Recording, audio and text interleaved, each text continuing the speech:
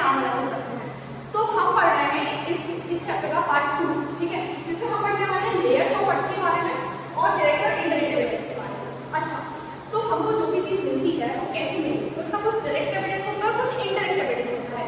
Direct evidence जो हमने खुद जाके ऑब्टेन करी है, जैसे वोल्केनिक इरप्शन से निकला हुआ मैग्मा, ठीक है, मैग्मा हो गया, माइनिंग हो गया, ड्रिलिंग हो गया, ये ह्यूमन ने खुद करी है। माइनिंग करी है, फिर चीज़ें पता लगी कि चीज़ें कैसे हो रही है, ये ह्यूमन ने जाके खुद करा। या फिर मटेरियल से हमने कुछ चीज़ ऑब्टेन करी है, उसको हम बोलेंगे डायरेक्ट एविडेंस। इनडायरेक्ट एविडेंस बिल्कुल इसका अपोजिट। इनडायरेक्ट एविडेंस जो हमने ऑब्टेन करी है बिना अर्थ में जाके, the thing we obtain without reaching to the earth, that is called indirect evidence. इसमें एग्जांपल हुआ है सेस्मिक वेव्स या फिर ग्रेविटी की स्टडी, ठीक है। तो सेस्मिक वेव्स हमने खुद जाके नहीं देखी है, वो इनडायरेक्टली हम लोगों को मिली है। तो डायरेक्ट एविडेंस और इनडायरेक्ट एविडेंस से बहुत क्लियर हो। डायरेक्ट एविडेंस जो हमने जाके खुद देख लिया, हमको डायरेक्टली फॉर्मेट मटेरियल की कोई फॉर्मेट में मिली है। इनडायरेक्ट एविडेंस वो होते हैं जो हमको without going to the earth या रीचिंग टू द अर्थ हमको मिली है। एग्जांपल इसके क्लियर है, ओके। चलो अब हम पढ़ते हैं layers of earth. Layers of earth क्या होता है? प्याज देखा है आप लोगों ने?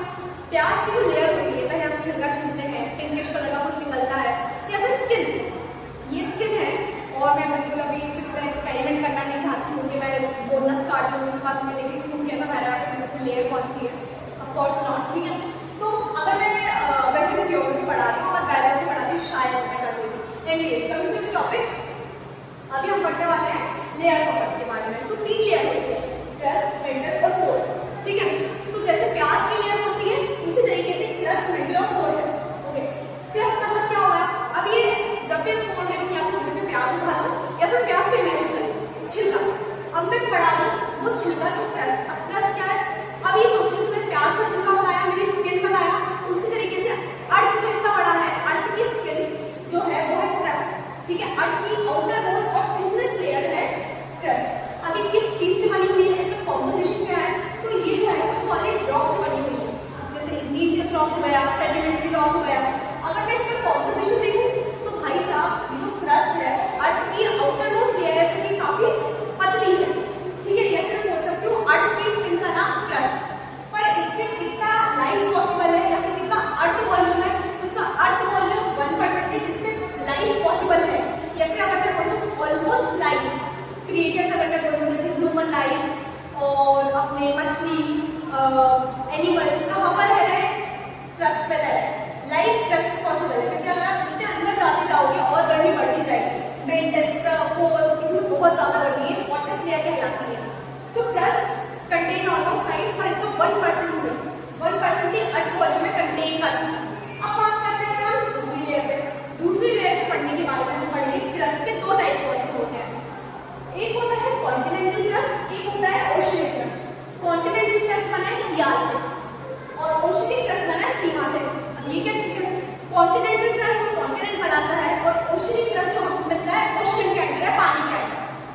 अब ये बना हुआ सियाल से, ठीक है। अब सियाल सुना किसी लड़की का नाम बिल्कुल नहीं है। सियाल मतलब सिलिकेट और ए मतलब एल्यूमिनियम, तो ये बना है सिलिकेट और एल्यूमिनियम से, और सीमा मतलब सिलिकेट और मैग्नीशियम। तो अगर मैं बात करूँ कॉन्टिनेंटल क्रस्ट बना हुआ है सियाल से और ओशियन क्रस्ट बना हुआ है सीमा से, ठीक है। और ये आपको पाया जाएगा 0 से 70 किलोमीटर तक आपको पाया जाएगा क्रस्ट, ठीक है। अब एक एग्जाम्पल लो, साइकिल चलाई हम सबने, चलो साइकिल चलाते चलाते ब्रेकर आता है ना, तो स्पीड उतनी रहती कम हो जाती है। उसी तरीके से ये जो लेयर है ना, इधर पर आपकी स्पीड कम हो जाएगी, उसको हम बोला है डिसकंटिन्यूटी। अब इस डिसकंटिन्यूटी, जैसे मैंने स्पीड का बोला, वो तो एक अपना प्रैक्टिकल लाइफ सिचुएशन है, पर हम एग्जाम्पल अपने जो आंसर राइटिंग है बिल्कुल नहीं लेकर आएंगे। डिसकंटिन्यूटी का मतलब हम लिखेंगे डिवाइडिंग लाइन, ठीक है, डिवाइडिंग लाइन लिखेंगे हम लोग। उसके बाद हम लोगों ने ये क्रस्ट अच्छे से पढ़ लिया। आउटर मोस्ट थिननेस्ट लेयर है और ऑलमोस्ट लाइफ कंटेन करती है, पर अर्थ का वॉल्यूम कितना होती है? 1%। और किससे बनी हुई है? सॉलिड रॉक से बनी हुई है। 2 टाइप क्या है? एक है कॉन्टिनेंटल क्रस्ट, एक है ओशियन क्रस्ट। ये बना हुआ है सियाल से, ये बना हुआ है सीमा से। इधर कितना किलोमीटर तक आप क्रस्ट पाएंगे? तो 0 से 70 किलोमीटर तक आप पाएंगे क्रस्ट, है ना। और डिसकंटिन्यूटी जो याद रखने वाली चीज है वो है अपना डिसकंटिन्यूटी, और डिसकंटिन्यूटी का एक और नाम है डिवाइडिंग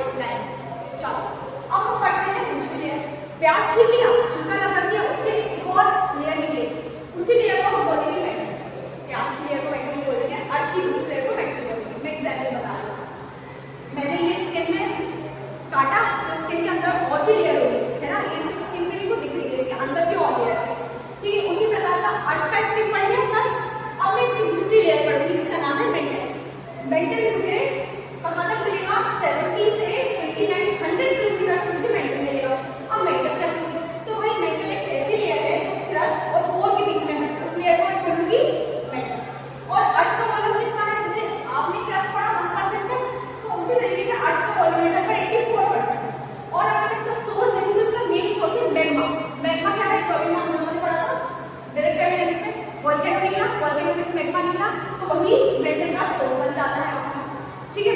अब जैसे कि हम लोगों ने इधर पढ़ा क्रस्ट के 2 टाइप, उसी तरीके से मेटल के भी 2 टाइप, एक है अपर मेटल, एक है लोअर मेटल। अपर मेटल क्या है? अपर मेटल है जहां पर लिथोस्फीयर और एस्टेनोस्फीयर, लिथोस्फीयर पहले आएगी, एस्टेनोस्फीयर बाद में आएगी।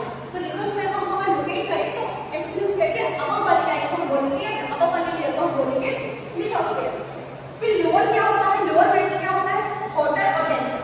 देखो याद रखना, अगर मैं ये 2 चीज की बात करूं, ठीक है, अपर और lower metal, metal any how बहुत गर्म है, पर अपर वाला और लोअर वाला, तो लोअर वाला अपर वाले से ज्यादा गर्म होगा, अपर वाला कंपैरेटिवली थोड़ा कूल तो नहीं बोलूंगी, कम हॉट होगा, है ना। चलो अपर लोअर मेटल हम लोगों ने पढ़ लिया।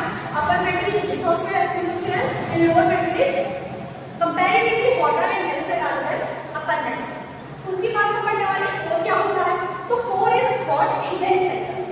अपने पूरा अर्थ का अगर हम बोलो कोर क्या है, तो हॉट और डेंस सेंटर है अपने पूरे अर्थ का क्रस्ट। जो अर्थ वॉल्यूम कितना कवर कर रहा है? 16%, जहां पर हमको गोल्ड मिलता है, ठीक है। अब हम लोगों ने ओवरव्यू देख लिया क्रस्ट, मेटल और कोर का। अब हम इसके बारे में डिसकंटिन्यूटी एक अच्छे तरीके से देखेंगे। तो डिसकंटिन्यूटी हम लोगों ने पढ़ा, क्रस्ट और मेटल की डिसकंटिन्यूटी का हम लोगों ने नाम दिया कोलैट डिसकंटिन्यूटी। डिसकंटिन्यूटी हम लोगों ने बोला डिवाइडिंग लाइन होती है, उसी प्रकार से